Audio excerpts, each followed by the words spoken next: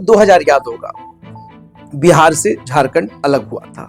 ये वो दौर था जिस वक्त अटल बिहारी वाजपेयी भारत के प्रधानमंत्री थे, नीतीश कुमार मंत्री हुआ करते थे, केंद्रीय मंत्री, और जो कुछ भी हुआ बिहार के लिए वो बहुत अच्छा भी नहीं हुआ था, क्योंकि जितनी संपदा, जो खनिज की बात होती है, वो तमाम जो हिस्से थे वो झारखंड में चले गए। अब बात होता है कि फिर बिहार के पास बचा ही क्या था। आप जयपुर चले जाए, राजस्व की बात करें, पर्यटन। आप त्र्यंबकेश्वर चले जाए, नासिक, सबसे बड़ा राजस्व पर्यटन। आप तमिलनाडु चले जाए, आप वो तमाम जगहों पर चले जाए, स्वरूप जो है पर्यटन का एक इंडस्ट्री के रूप में उभर कर सामने आता है। तिरुपति बालाजी, राजस्व पर्यटन। वो कौन सा पर्यटन है? धार्मिक पर्यटन। ये जो मैं जितनी चर्चाएं कर रहा हूं, अभी तक तो धार्मिक पर्यटन की बात कर रहा हूं मैं।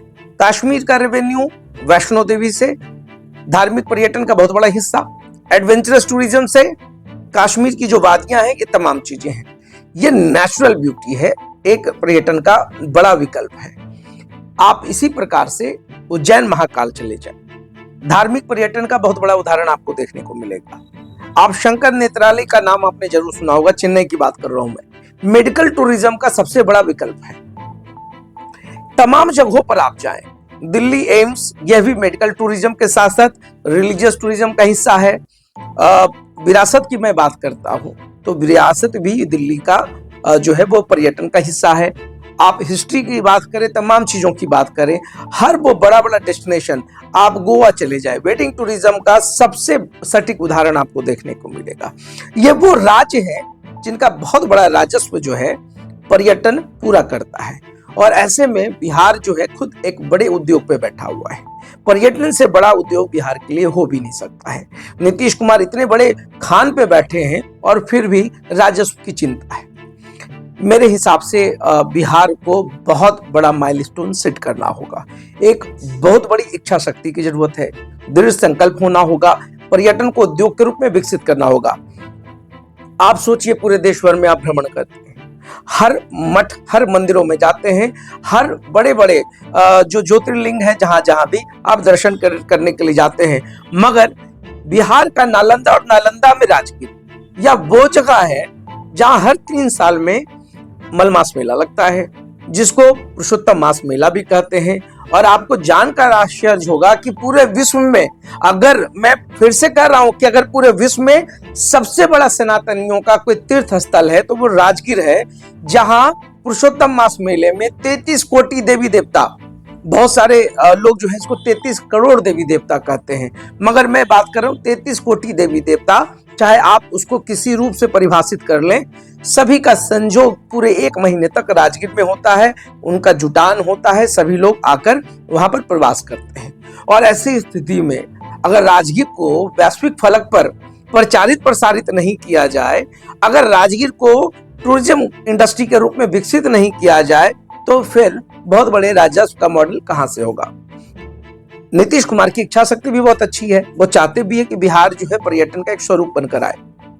अभी मैं बात कर रहा था, राजगीर में 365 दिनों के बाद जो 3 साल की बात होती है, तो 365 दिनों में पर्यटन का अलग अलग स्वरूप है राजगीर में। सबसे पहले हम बात करते हैं धार्मिक पर्यटन, जो हमेशा चलता रहा है। बुद्ध प्रथम जो असेंबली हुई बुद्ध की राजगीर में, महावीर का परिनिर्वाण दिवस पावापुरी, बड़े बड़े सूफिज्म का सेंटर। आपको मैं बताता हूं कि दिल्ली के बाद अगर सूफिज्म का सबसे बड़ा कोई केंद्र है तो वो बिहार शरीफ और राजगीर है। सबसे सशक्त हस्ताक्षर, इस्लामिक स्कॉलर, बहुत बड़े बुजुर्ग, बहुत बड़े हस्ती गुजरे, मखदूम जहां, उनका कनेक्शन बिहार शरीफ राजगीर। ये तमाम बड़े बड़े वलियों का चौखट, बड़े बड़े संतों का चौखट, खुद जो है सिख धर्म के जो भी मानने वाले लोग हैं उनको भी पता है कि गुरु नानक का प्रवास स्थल रहा राजगीर, बिहार शरीफ आए और उसके बाद वो तमाम जगहों पर गए। हर वो जो धर्म है, जिसकी विशेषताएं हैं, जिसका इतिहास है, आपको कहीं ना कहीं बिहार से ही जुड़ा हुआ मिलेगा। अब द्वापर युग की बात कर ले, 12 अर्कों में 2 अर्क ऐसा है, अंगारी धाम और बड़गांव, ये नालंदा में, जहां पर कृष्ण के पौत्र राजा साम की जो श्राप से मुक्ति मिली, इन्हीं 2 स्थलों पर मिली। उसके बाद 12 अर्कों में से एक आपका बड़गांव और अंगारी धाम है। सूर्योपासना की सबसे बड़ा स्थल है आज छठ में सबसे ज्यादा भीड़ भी आपको बड़गांव में देखने को मिलता है, औरंगाबाद के देव के बाद। ये तमाम चीजें हैं। बिहार के पास इतनी संपदा है, अगर विरासत को सहेज लिया जाए। अभी आप देखें, विश्व के जो बड़ी बड़ी जगहों की बात होती है, नालंदा विश्वविद्यालय, उसके जो भग्नावशेष हैं उसको भी विश्व धरोहर में शामिल किया गया, मगर क्या हुआ, उसको उस रूप से ब्रांडिंग नहीं किया जा सका, उसके प्रचार प्रसार में कमी रही। कहीं ना कहीं इसको जब तक आप इंटरनेशनल टूर पैकेज से नहीं जोड़ेंगे, आप कुछ नहीं कर सकते हैं। बिलाईतन आंख के अस्पताल के लिए बहुत चर्चित जगह है और कौन नहीं आना चाहेगा। राजगीर की जो प्राकृतिक छटा है उसको देखना हर कोई चाहता है। आप साइक्लोपियन वॉल की बात करें, राजगीर में है। आप रोपवे की बात करें, खुद जो है देवानंद और हेमा मालिनी की शूटिंग हुई थी राजगीर में, और देर से आना, मतलब वो मेरे राजा, ये जो फिल्म, ये जो गाना शूट किया गया था वो राजगीर में, और नालंदा जो रेलवे स्टेशन है वहां पर। तो आप सोचिए कि उस तमाम चीजों को अगर आप देखेंगे, गंभीरता से समझेंगे, तो क्या कुछ नहीं है। जरासंध का अखाड़ा है, कृष्ण का जो पहिया है वो राजगीर में है। इतिहास भरा पड़ा है, विरासत भरा पड़ा है, संस्कृति भरी पड़ी है, और पूरे विश्व को ज्ञान देने वाला विश्वविद्यालय नालंदा में तिल्हाड़ा विश्वविद्यालय है। ये तमाम जो विरासत है, जो संस्कृति है, उसको अगर अच्छे से आप जान लेंगे तो मेरे ख्याल से बिहार को बहुत समृद्ध कर सकते हैं। कल मैंने एक बात किया था मोइनुल हक स्टेडियम मोइन साहब की। आपको जो सर गणेश दत्त हैं वो कहाँ से हैं? नालंदा से हैं। विश्व फलक पर पहुंचने वाले तमाम बड़े बड़े जो लोग गुजरे हैं, सबसे बड़े स्कॉलर नदवी साहब वो दक्षिणा से, बहुत बड़े जो स्कॉलर के साथ साथ मैं बताता हूं कि जो बहुत बड़े शायर गुजरे, कलीम माजिद साहब वो नालंदा से, जिन्होंने इंदिरा गांधी की आंखों में आंख दे डालकर कहा था कि तू कत्ल करो हो कि करामात करो हो, ना खंजर पे कोई दाग ना दामन पे कोई छीट। इतने बड़े विभूति नालंदा से हैं। तो श्री बाबू, बिहार तमाम चीजें हैं। अगर बड़े बड़े जितने, आर्यभट्ट कहाँ? बिहार से। अब आप सोचिए, इतनी महान विभूतियां, अरे बिहार के बगैर तो पूरे हिंदुस्तान का काम ना चले। इतनी विरासत है, तमाम चीजें हैं, सबको बिहार आना होगा। आप इस संपदा को बचाए, ये बहुत बड़ा इंडस्ट्री है, इसको बचाने की जरूरत है। इस पे राजनीति, ये तो मैं मानता हूं कि बिहार के साथ गलत होता है, मगर मैं फिर कहूंगा कि अगर इच्छा शक्ति, जितना एनर्जी बिहार सरकार तमाम विषयों पर लगाती है, सिर्फ पर्यटन को केंद्रित कर ले तो सब माहौल अच्छा हो सकता है। आप रॉक गार्डन की तर्ज पे आप देखिए, राजगीर में कितना सुंदर बना हुआ है, पांडु पोखर, साथ में इतिहास भी है, राजा पांडु की कहानी है उसमें।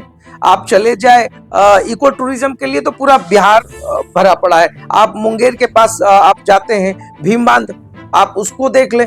भीम बांध भी पर्यटन का बहुत बड़ा विकल्प है। थावे वाली मंदिर की बात कर लें, बड़े बड़े मतलब अगर कहें आप, इस्लाम से लेकर सनातन और सनातन से लेकर क्रिश्चियनिटी, क्रिश्चियनिटी से लेकर सिखिज्म, आप गुरु गोविंद साहब की बात कर ले पटना। तो मैं यही तो कहना चाहता हूं कि अगर हर चीज को एक एक करके सेगमेंट्स में, खांचे में बांट करके उसको अगर केंद्रित किया जाए, उसको एक विकल्प के रूप में तराशा जाए, तो बिहार के पास रेवेन्यू की कमी नहीं होगी। हाँ, कुछ इंडस्ट्रीज की जरूरत है। बच्चे पढ़ते हैं तो पढ़ाई के बाद उनको नौकरी चाहिए, और स्वाभाविक सी बात है, ये तो मांग है। इंडस्ट्री, पर्यटन को इतना बड़ा इंडस्ट्री बना लीजिए कि किसी को इधर उधर भटकने की जरूरत ही ना पड़े। ये बिहार है, बिहार की समृद्ध संस्कृति है, लोग बोलते नहीं है। पटना तो पूरा विरासत और इतिहास से भरा पड़ा है। आप गया देख लीजिए, पिंडदान के लिए, पूरे विश्व में कहीं आप चले जाए पिंडदान के लिए गया ही आना पड़ता है। सनातन को मानने वाले गया आते हैं, और माता जानकी की कहानी जुड़ी है, सीतामढ़ी माता जानकी की कहानी जुड़ी हुई है, राम का ससुराल है। तो आप समझिए इस चीज को कि बिहार बहुत समृद्ध बिहार है, और सभी धर्मों का बहुत प्रमुख केंद्र है। हर केंद्र को विकसित करना होगा, एक अलग से इसके लिए ब्लूप्रिंट तैयार करना होगा, और फिर इस पे काम करें, इसको इंटरनेशनल टूर पैकेज में जोड़े, बिहार का माहौल बढ़िया करे, क्राइम रेट घटे, लोगों के बीच में सुरक्षा हो, सुरक्षा का भाव हो। और जब आप इन तमाम चीजों को पार पा लेंगे तो मुझे नहीं लगता है बिहार को फिर रोने की जरूरत पड़ेगी। आज यह वीडियो मैं इसलिए बना रहा हूँ क्योंकि जब मोइनुल हक साहब के बारे में कल मैंने बोला तो मुझे खुद खराब लगता है कि बिहार में इतना कुछ है और हम रो किसके सामने रहे। हम अगर खुद समृद्ध हो जाए, किसी के सामने रोने की जरूरत नहीं पड़ेगी। हमारी तो संस्कृति, विरासत, इतिहास इतना समृद्ध है कि पूरा विश्व बिहार को देखता है और पूरे पूरे भारत की कहानी बिहार से जुड़ी हुई है। बिना बिहार के तो बिहार नहीं है और बिना बिहार का भारत नहीं है। बिहार विहार मतलब भ्रमण करना, तमाम चीजें। छोटा छोटा जयपुर राजस्थान देखिए पर्यटन पे कहाँ चला गया है और हमारे पास सब कुछ है और फिर भी हम इसको एस्टेब्लिश नहीं कर पाते। एक तो इच्छा शक्ति, दूसरा ठहराव की कमी है। पर्यटक ठहरेंगे कहाँ?